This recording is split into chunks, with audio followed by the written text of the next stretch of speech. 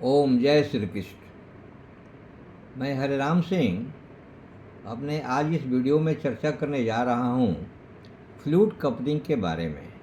क्योंकि किसी बंधु ने हमको बोले थे कि एक फ्लूट कपलिंग के ऊपर कुछ मैं वीडियो बनाऊं, तो हमको बता दूं कि फ्लूट कपलिंग बड़ा ही सिंपल है। थोड़ा मैं एक एग्जाम्पल से आपको बताना चाहूँगा कि एक बार एग्जाम्पल अगर बता देंगे तो ये फ्लूट कपलिंग का फंडा बिल्कुल क्लियर हो जाएगा। उदाहरण के स्वरूप सपोज करिए कि एक पंखा एक जगह रखा हुआ है जिसमें पावर सप्लाई जुड़ा हुआ है, और दूसरा पंखा उसी के बगल में रखा हुआ है जिसमें पावर सप्लाई नहीं रखा हुआ है।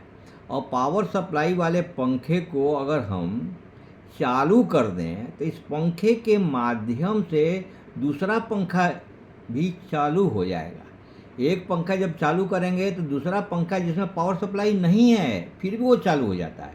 कैसे चालू हो जाता है? दोनों के बीच में एक एयर एक माध्यम है, और इसी के प्रिंसिपल को लेके बनाया हुआ है फ्लूट कपलिंग। फ्लूट कपलिंग क्या होता है कि जब हम पंप इम्पेलर को चालू करते हैं मोटर के माध्यम से, पंप इम्पेलर जैसे हम चालू करते हैं और जैसे चालू करते हैं तो यही दूसरा पंखा जो है जिसको रोटर के रूप बोला जाता है, दो रोटेशन जिसमें चालू हो जाता है, यानी रोटर के ऊपर उस पंखे को उसको ऑयल को डाला जाता है।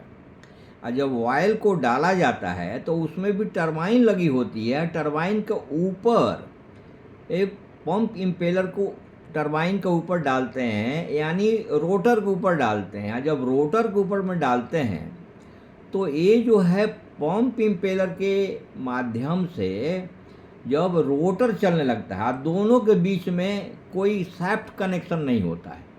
ये इनपुट शाफ्ट आउटपुट शाफ्ट का कोई कनेक्शन नहीं होता है। जैसे दूसरे में हम एयर माध्यम होता है, इसमें जो है फ्लूट कपलिंग में वायल माध्यम होता है।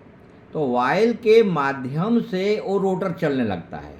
पंप इम्पेलर की मदद से जब इम्पेलर चलाते हैं तो इम्पेलर चलाने के बाद वो रोटर पर जाता है। रोटर पर फिर जब चलने लगता है तो वो रोटेशन होने लगता है। जब रोटेशन होने लगता है तो इस तरह जो है दोनों के बीच में कोई पंप का कनेक्शन, कोई रोटर का कनेक्शन नहीं होता है। और जब दूसरा रोटर में जब चलने लगता है तब हमारा कन्वेयर चलने लगता है। जब कन्वेयर चलने लगता है तो रोटर और कन्वेयर के बीच में गियर अरेंजमेंट रहता है। तो गियर अरेंजमेंट के हिसाब से वो अब रोटर चलने लगता है, कन्वेयर चलने लगता है। इसी तरीक़ा से ये सिंपल वे में आप समझ जाइए कि किस प्रकार ये हमारा फ्लूट कपलिंग चलता है। फ्लूट कपलिंग बड़ा सिंपल है। मैं जैसा आपको एग्जाम्पल दिया उस एग्जाम्पल से समझ गए होंगे। फिर एक बार मैं बता देता हूँ कि आपको समझने में कोई तकलीफ़ न हो कि एक पंखे को अगर हम चालू कर देते हैं और उसमें पावर सप्लाई ऑन कर देते हैं तो दूसरा पंखा जो उसको बगल में रखा हुआ है वो इसके माध्यम से, एयर के माध्यम से, वो दूसरा पंखा खुद ही चलने लगता है। बस यही है फ्लूट कपलिंग, इससे ज़्यादा कुछ नहीं है।